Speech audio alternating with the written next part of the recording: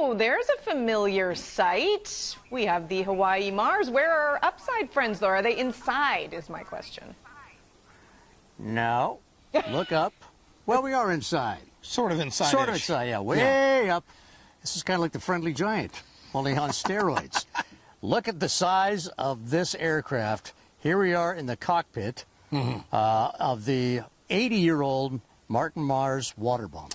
Yeah, I mean, we've been here for about an hour. We're blown away by the enormity of it. We're blown away by the history of it, and we're also excited to give you a sneak peek into, a couple areas that once they do open it to the public, you're not going to be able to get into for at least the first few months. So you'll see it tonight, but you won't necessarily be able to tour that part of it. But you will be able to tour this incredible plane on the 28th through the 30th. That's going to be the big opening here at the BC Aviation Museum.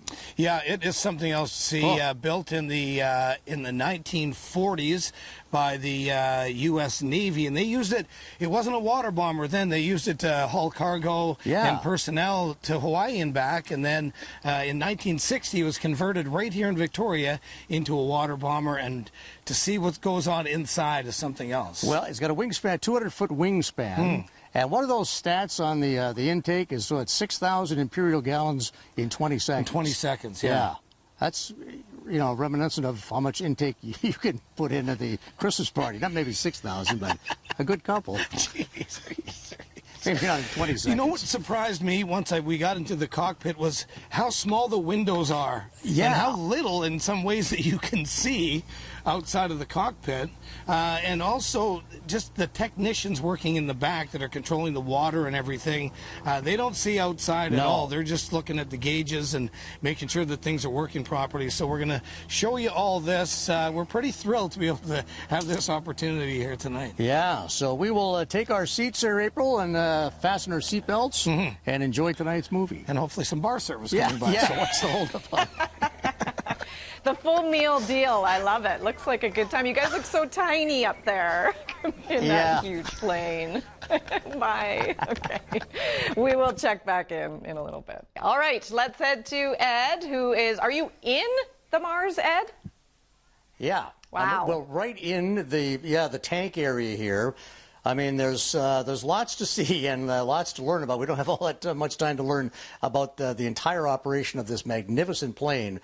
But Steve Nickel, the president of the BC Museum Association and the Aviation Museum here at the airport, knows everything about this, well, just about everything, including how these tanks operate. So this is the big tank, or at least a portion of the main tank of the Martin Mars water bomber.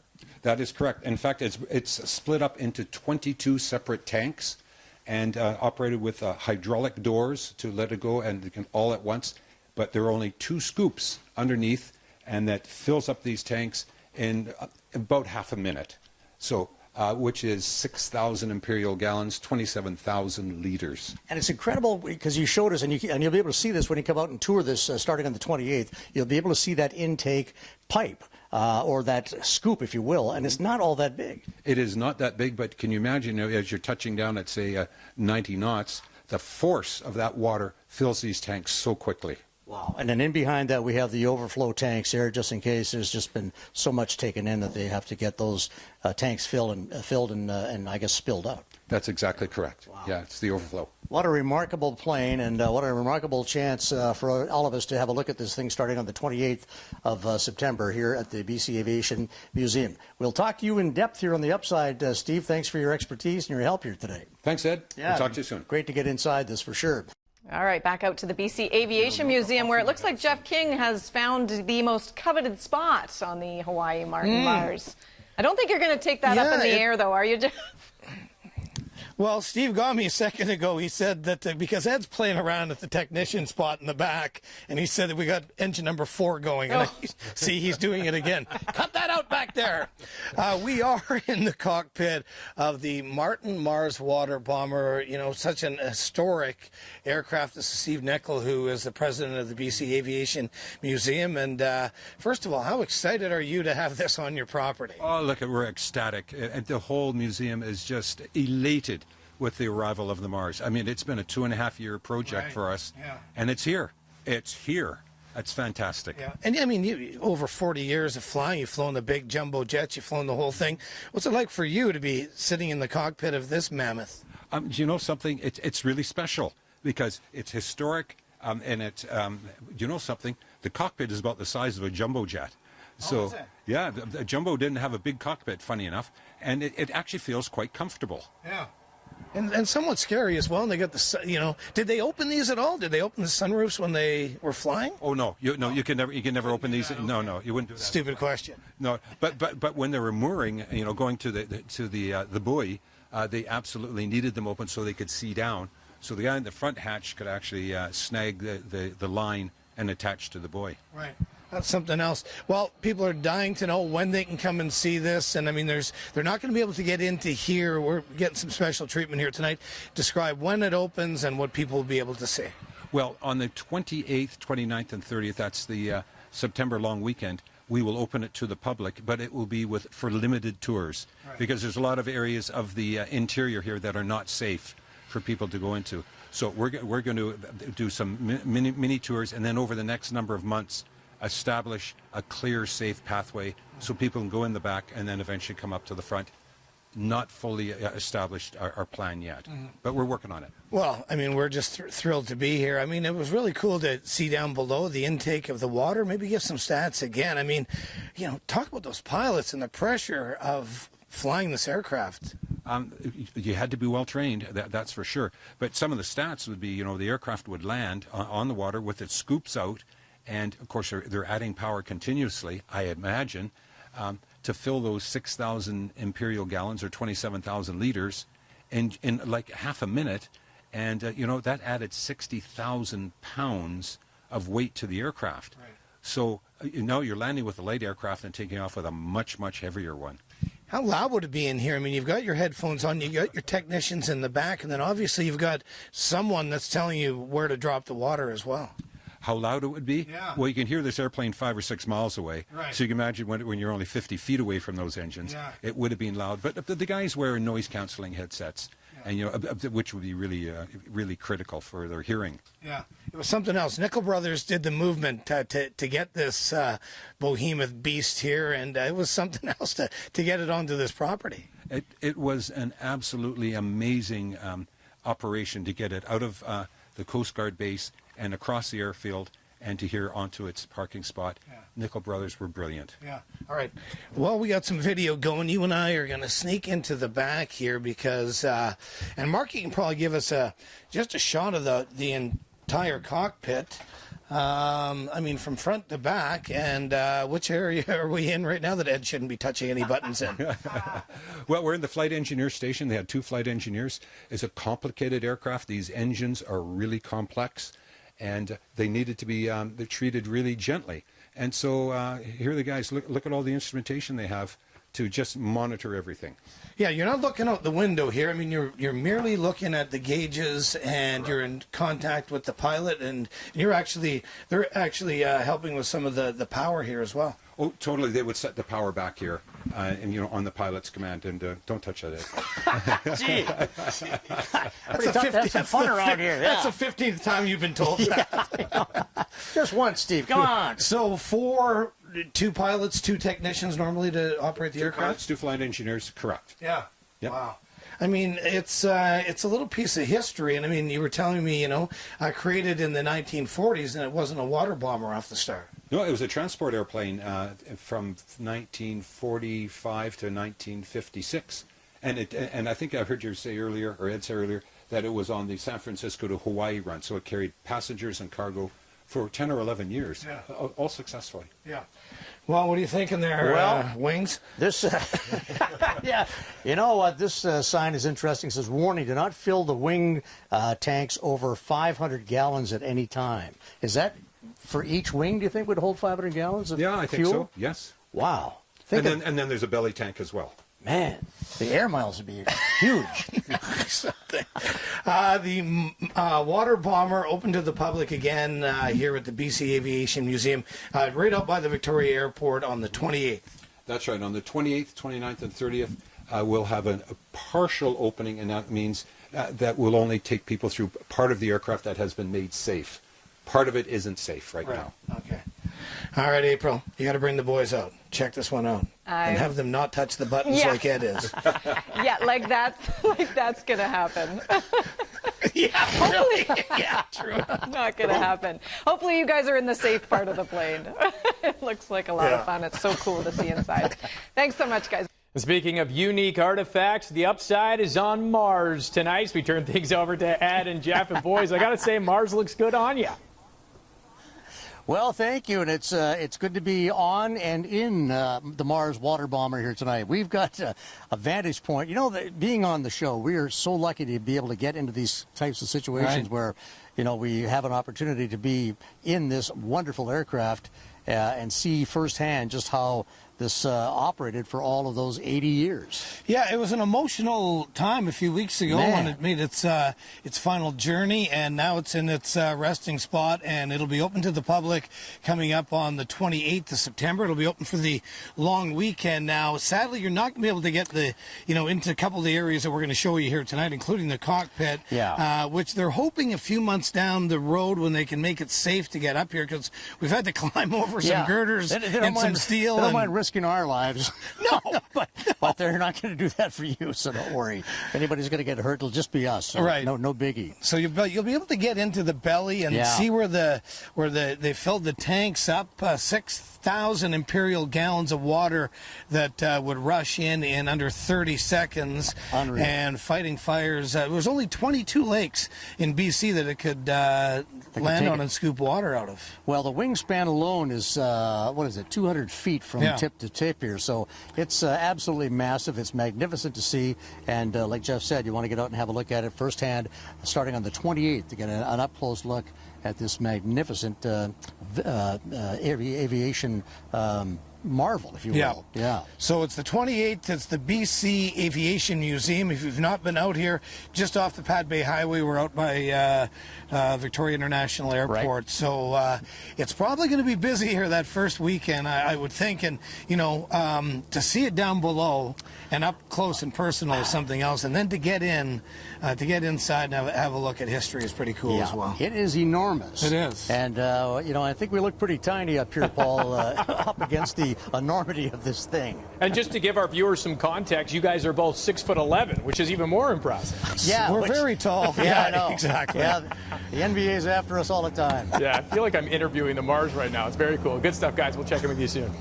Over to Mr. Ed Bain. And Ed, I'm picturing you, 1982, maybe driving around Saskatchewan somewhere. I'm assuming a Trans Am, your mullet flying in the air. Am I on the right track?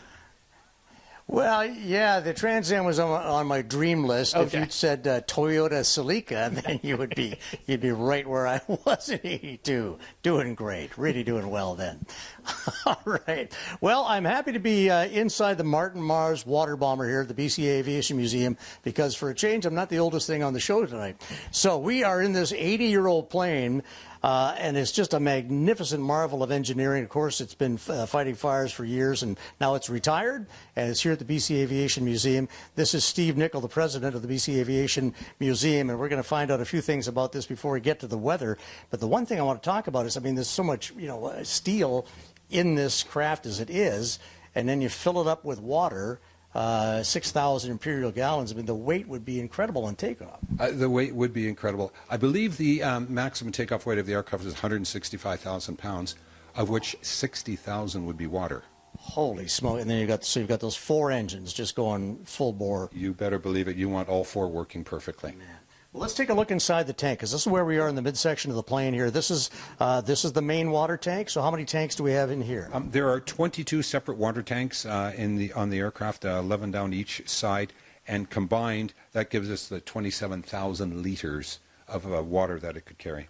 And it fills up in an incredible short period of time. It's amazing, and I've been told it's about half a minute, and you can put all in. So it just must come powering in. Yeah. Well, and you showed us the funnel, if you will, or the scoop that takes. There are 2 scoops below down here, and they are about the size of a sewer pipe, really. They're not that big, but I guess the force of the water coming in is so massive, it fills these tanks so quickly.